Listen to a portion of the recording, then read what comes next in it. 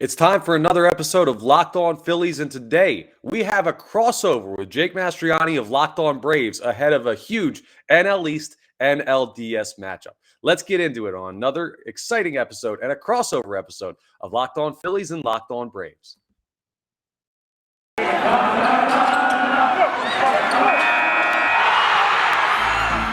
You are Locked On Phillies, your daily Philadelphia Phillies podcast. Part of the Locked On Podcast Network, your team every day.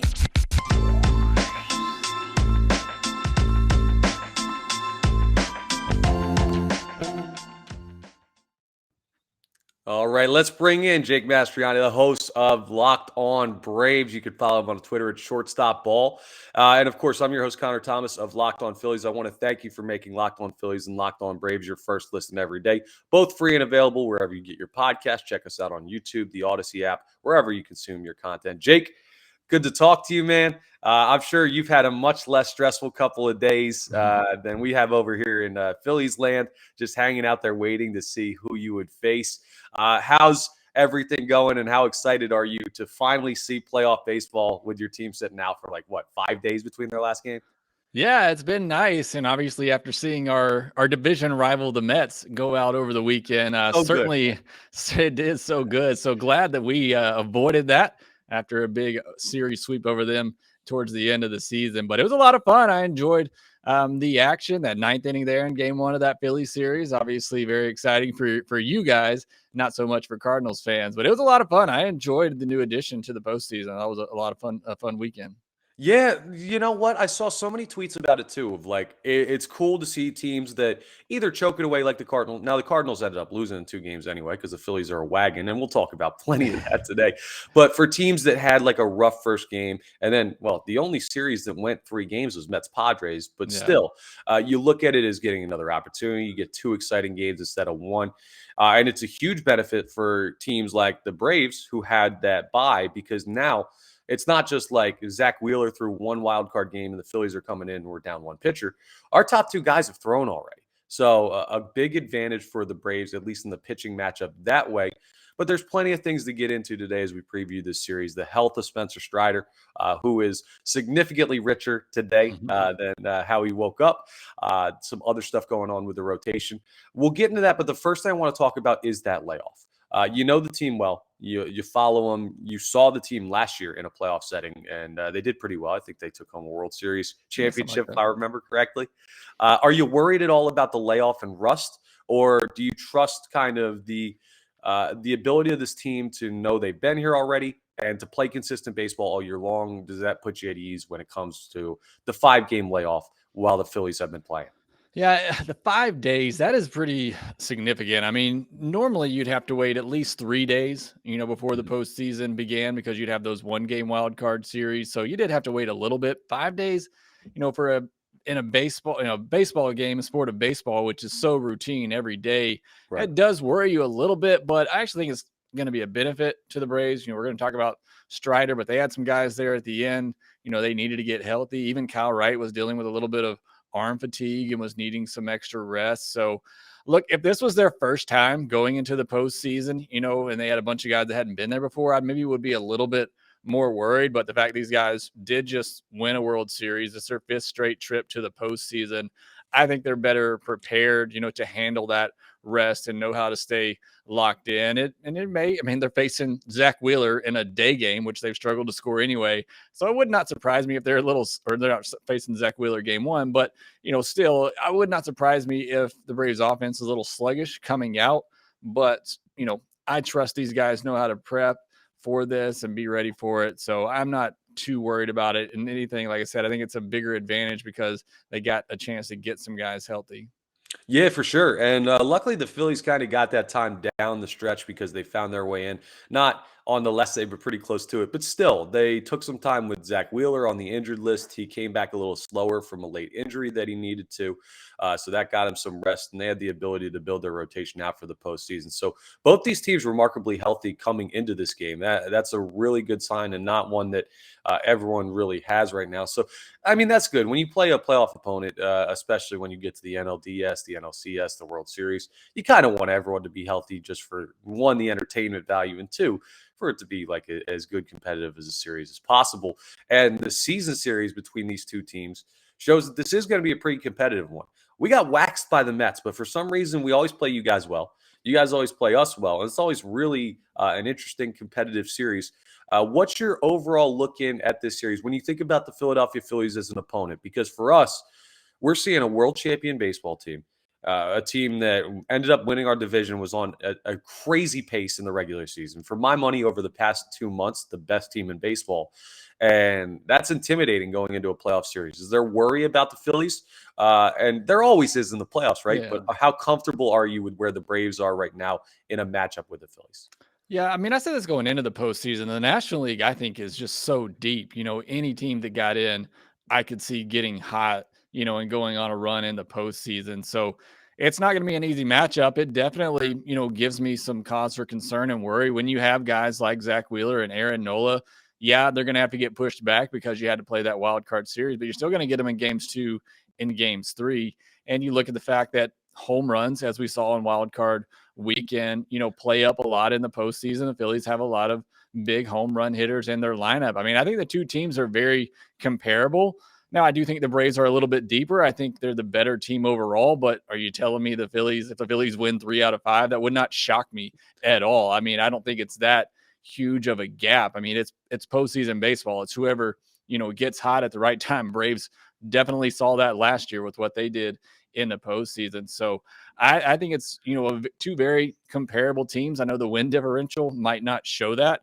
But again, you look at the head to head between these two teams and it does show that they are very comparable. I think the Phillies bullpen has gotten much better. I do think that is a little bit of an advantage for the Braves there. But again, you look at the starting rotation and Max Fried at the top, can go toe-to-toe with Wheeler or Nola. But after that, Kyle Wright's been solid all year. Charlie Morton's been a question mark. And the biggest one is Spencer Strider. Look, if he's healthy, I feel significantly more confident, not about just the Braves in this series, but going forward in the playoffs. If he's not, that's a big miss for the Braves because he's been so huge this year for them. He's a dominant type pitcher, which plays up in the postseason, and he's 4-0 against the Phillies this year. So, certainly would love to see him out there if he's capable. Whether or not he is and how long he can go, that remains to be seen. But that is, a big swing in this series is the health of Spencer Strider. Yeah, now I did see today when he was in his press conference about his signing his new extension, which you guys do in Atlanta so much, getting these guys done pre-arb to get them signed to well below market value contracts. Alex Anthopoulos is unbelievable. But I saw he said he threw off the mound, felt really good. But does that mean I feel good enough to start, or does that mean I feel good enough to go 7, 8 dominant innings and look incredible? But he's what, 23 still, younger than that? Yeah. So you bounce back a little bit faster at that age. We'll see if he's healthy. And the rotation, the way it's set up, it's Fried, Wright, and then we'll see who it would be in Game 3, whether that would be Strider or Morton, right? Right. Mm-hmm. Yeah, that's the way it's lined up right now. I want to run something by you while we're talking starting pitching with the Phillies because it's an interesting setup. Right now, Ranger Suarez is definitely going to throw tomorrow's afternoon game 1. And he's had moments where he's really good, but he hasn't been as consistently good, obviously, as Wheeler and Nola. And then Wheeler's lined up for Game 2. Nola lined up for Game 3 to mimic the rotational order that they had against the Cardinals. But I'm thinking about the rest that they have, and they would both be throwing on short rest. Wheeler just coming off a break. Nola with an incredibly high inning count compared to other major league pitchers. I'm thinking Bailey Falter, if the Phillies win Game 1 in Atlanta, they might try and throw Falter out there in Game 2 so that Wheeler and Nola get full rest, and you can give them 6 days each. So extra rest and then throw them in 3 and 4 in Philly. But I don't know how you feel about that, like pushing pitchers to kind of get more rest in a playoff series where it's win or go home if you lose 3 games. So I don't know. Would you push Braves pitchers like maybe Strider? If he tells you he could use an extra day, would you push him? Or would you take like 70% Spencer Strider because you need a game? Yeah, I've thought about that myself with Strider is if the Braves get Game 1, you're likely getting Wheeler and Nola in games 2 and 3 if they go the way that I think they will. You split one of those, and then you save Strider for game 4, where I think the Braves are going to have a big advantage if this series goes 4 and 5 games. I think that's where the Braves have an advantage because you're likely only going to get Wheeler and Nola once in this series. You may get Wheeler, on a short rest, maybe coming out of the bullpen to close the game out or something if the Phillies wanted to do that, but you're likely only going to get one shot at those guys. So you can split those two. I think you feel really good about the rest of the series for the Braves, whether they use Strider in game 3 or maybe they save him, give another day of rest and start him in game 4. I think that's where the Braves, ultimately get that benefit of winning the division and hosting and being able to line up their rotation. So I think game 1 of any series is very pivotal, but especially I think for the Braves side of things, because you get game 1 with Max Fried on the mound, and then you're going up against Wheeler and Nola. Again, you just split those two, and I feel really good about the chances of the Braves winning this series. So game 1, as you might imagine in a 5-game series, very pivotal for both teams. Absolutely. Listen, we just played 3, so it's going to feel even less stressful compared to what we just had against the Cardinals, but still matters a lot. And when you're messing with the rotation like that, it's a gamble. It's a bet. And speaking of bets, well, let's tell you about our friends over at Bet Online who bring us today's program, because BetOnline.net is your number one source for football betting info this season. Find all the latest player developments, team matchups, news, podcasts, in-depth articles, and analysis. As always, BetOnline remains your continued source for all of your sport wagering information. You got live betting, up-to-the-minute scores for every sport out there. MLB, MMA, boxing, golf. It's the fun and easiest way to check in on all of those favorite sports, games, events, everything you got. So head to betonline.net or use your mobile device to learn more. BetOnline, it's where the game starts. Now, we got emailed some odds by our friends over at BetOnline for the NLDS and the ALDS. I'm not sure if you looked at those when they came out this morning, Jake, but I found it interesting. The best odds for an underdog are the Philadelphia Phillies at plus 170. So according to our friends over at BetOnline, we've got the most competitive of the divisional series ahead of us. At least that's what the odds say, but hey, you never know how it's actually going to play out. So this is going to be a really exciting series, and there's concerns on either side. So I want to ask you, first off, looking at the Phillies, and then I'll ask you your concerns when you look at your own roster and the Braves. But what is your biggest concern about the Philadelphia Phillies roster coming in? Is it the Wheeler-Nola duo? Is it the lineup potentially getting hot with some big bats that can leave the yard? What are you most worried about? Yeah, I think Wheeler Nola is what you worry about most because those two are capable of going out there and throwing 7, shutout innings, anytime they pitch. So that definitely worries you. And then it is the two big left-handed hitters for me. It's Schwarber and it's Harper. We know what Harper can do. I know he had a home run over the weekend against the Cardinals in that game too. He gets hot. He can carry an offense. And again, it's a short series, 5-game series. So, every impact is definitely inflated, but Schwarber led the National League in home runs. For me, it all comes down to home runs in this series, and both teams are top 6 in home runs. Both teams are top 6 in preventing home runs from their pitching staff. So, whoever's going to be able to come up with those big home runs, who's ever going to be able to get home runs with runners on base, I think is what ultimately determines the series. So those two in particular, those left-handed bats, you got that short, fence in the chop house in right field in Atlanta.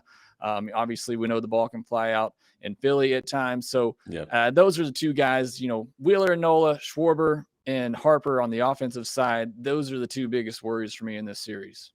Yeah, listen, I don't blame you at all with that. If I was in your shoes, that's who I'd be looking at as well, because this lineup at the end of the season wasn't really consistently hitting the ball.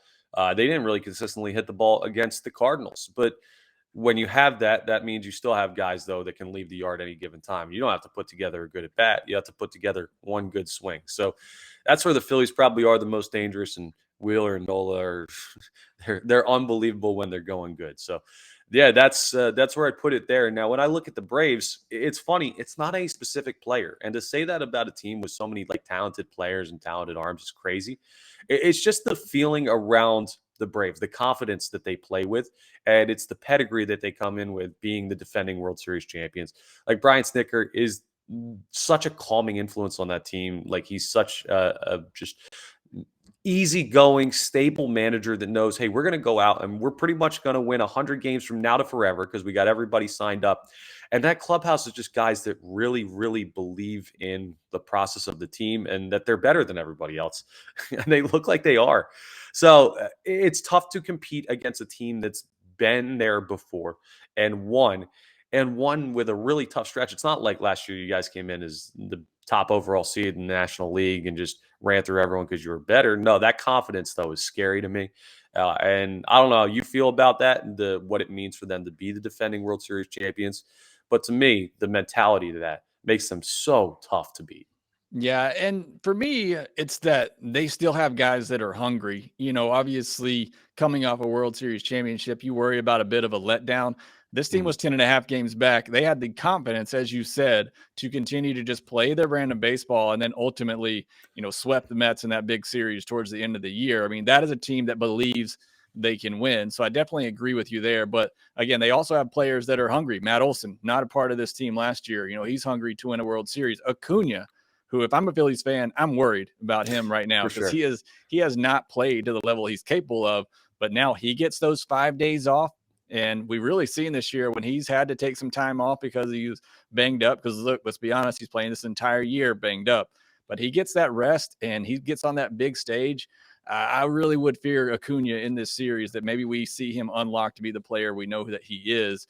But again, he wasn't part of that World Series run, at least on the field last year. So he's hungry to go out there and win a championship. You got the young guys, Michael Harris, you got Spencer Strider, hopefully in that rotation. Charlie Morton, who got hurt the first game of the World Series, he wants to bounce back Mhm. and see it through to the end. So you still got teams or players on this team that are hungry, motivated to come out, prove it, because there's still people that think, hey, that 88 win team, they just got lucky at the right time. So they Yeah. still got a chip on their shoulder too, coming and say, hey, we are a good team. We are one of the best teams, if not the best team in all of baseball. So I think there's still that motivating factor there for this Braves team to get it done again and just put another stamp of approval on the success of this Braves team, which I think, again, locking up Spencer Strider and that young talent will be here for a while to come. Dude, it's ridiculous. We're talking about a world champion baseball team from last year, and you just listed off like 6 or 7 guys that are unbelievable that didn't play in the World Series or Yeah. like played just slightly in Charlie Moore. Like, what are you guys doing down there?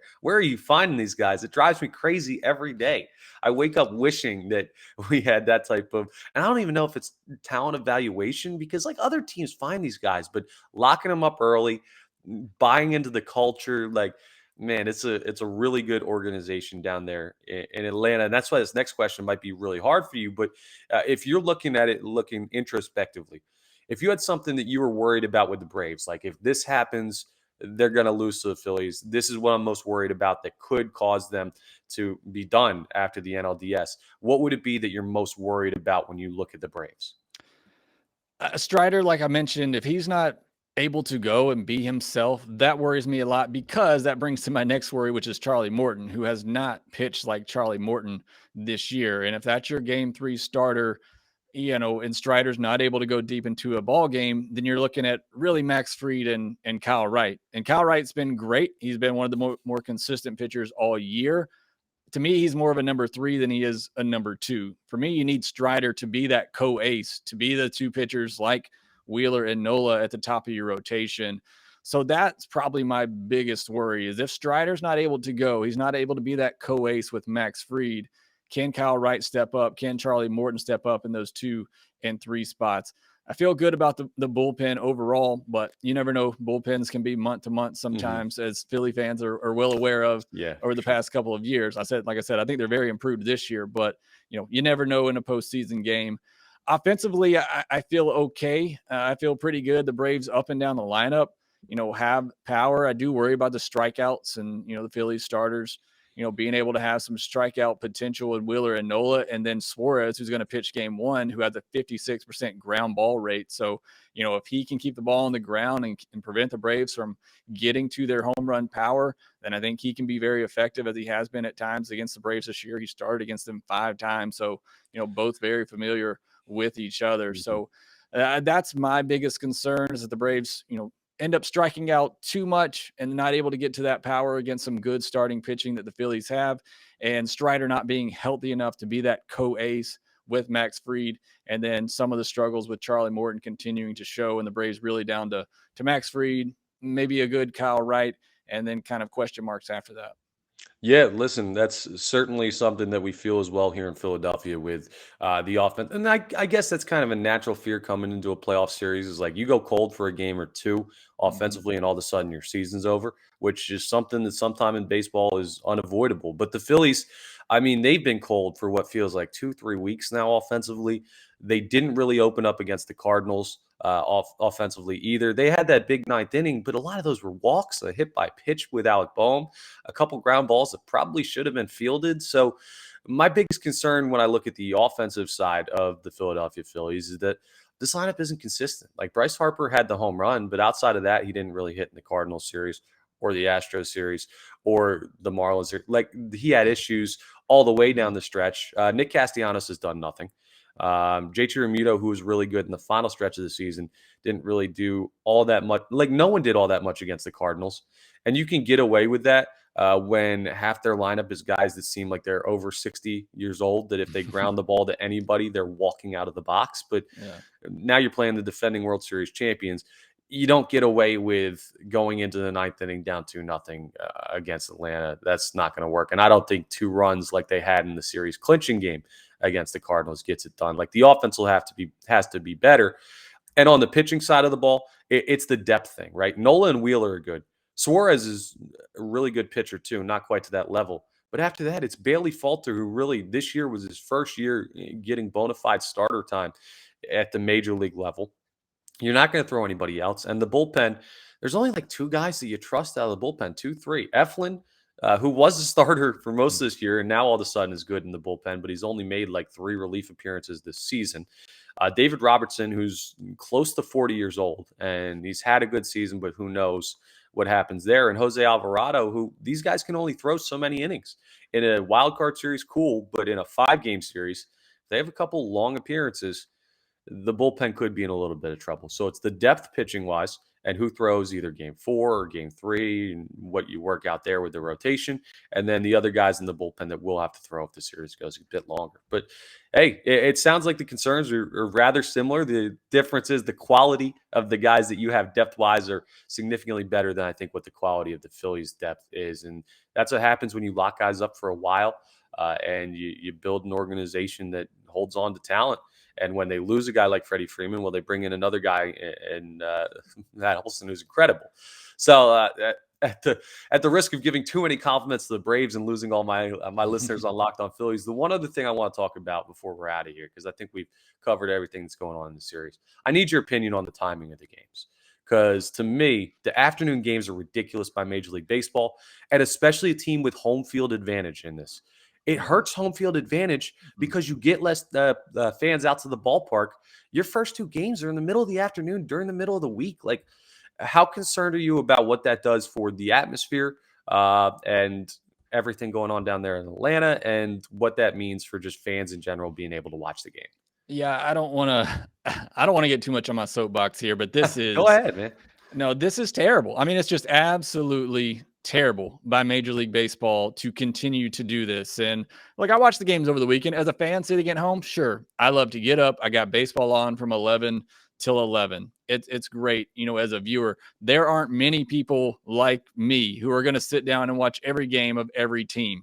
For the majority, the fans of that team are going to watch that team and that game only. Why not stagger these games at night? That way everybody gets to play, on somewhat during prime time. Mm-hmm. It's a disservice to the fans to make the defending World Series champions play a 1:00 local game in the middle of the week. That is just ridiculous. It's a slap in the face.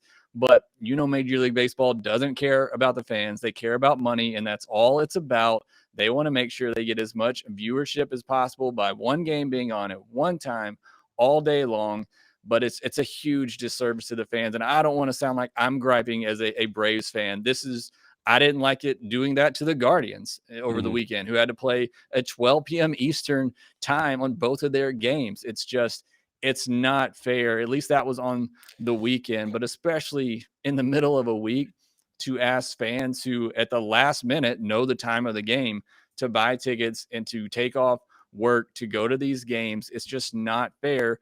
And you mentioned the atmosphere. It's not the same. I've been to a Braves day game and I've been to a Braves night game.